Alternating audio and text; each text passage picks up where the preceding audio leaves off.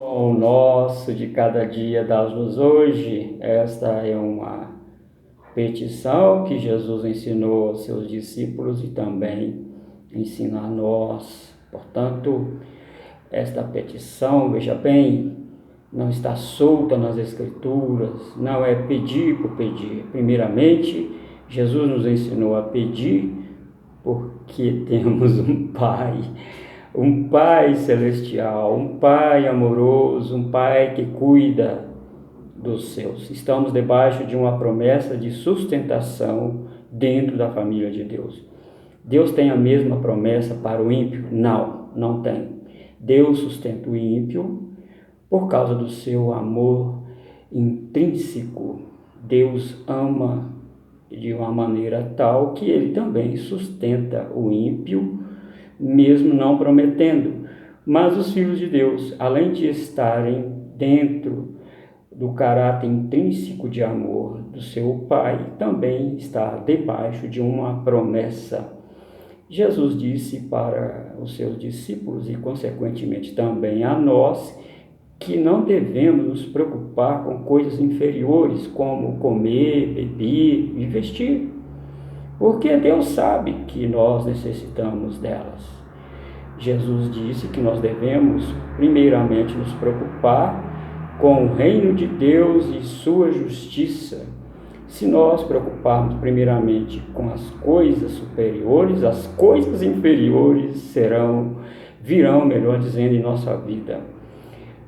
Então, nós estamos debaixo de uma promessa do Senhor. Depois, se você quiser ver mais detidamente, você leia o Salmo 33, você também leia o Salmo 37, especificamente o versículo 3, que diz: confia no Senhor e faze o bem.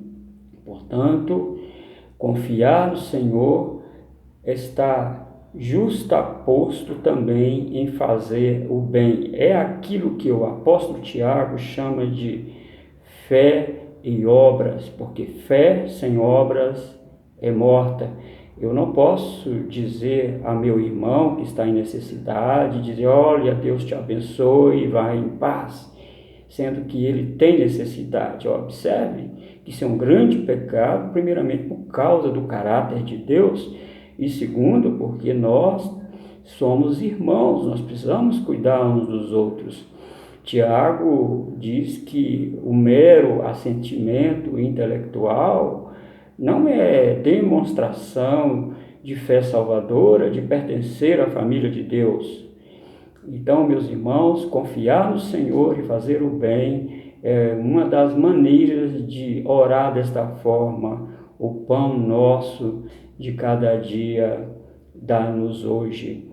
A experiência humana até aqui nos mostra que os países que tiveram a fé cristã arraigada na sociedade são países que não padeceram fome, não somente foram abençoados no tocante a alimentos, mas também foram abençoados intelectualmente. Mas os países que não tiveram a fé cristã nas raízes da sua fundação e, consequentemente, do seu ensino, padeceram fome. Observe a Índia, observe os países da África.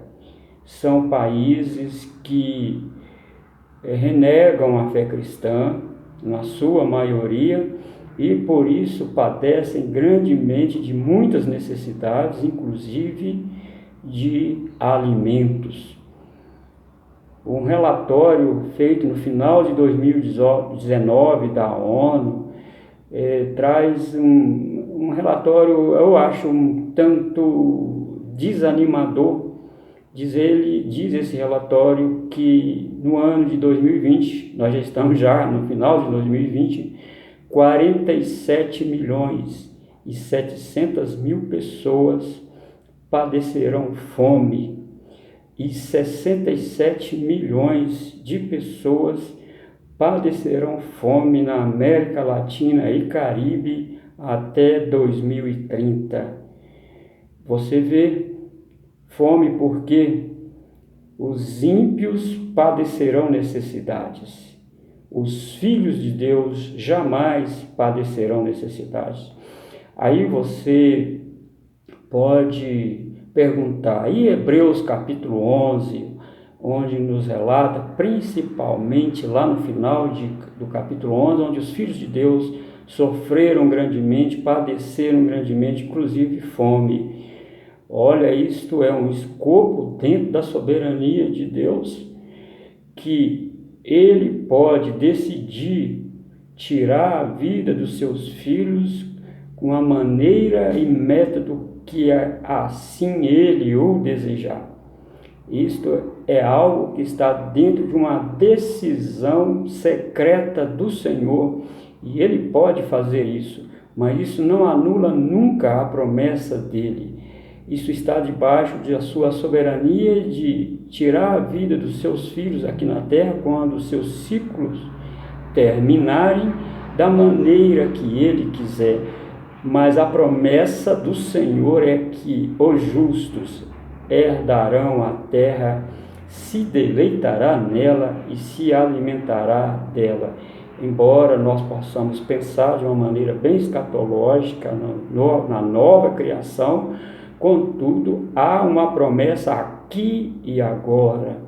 Portanto, meu querido, a sua preocupação, a sua ansiedade deve ser com base naquilo que está acima do sol, usando aqui uma linguagem eclesiástica.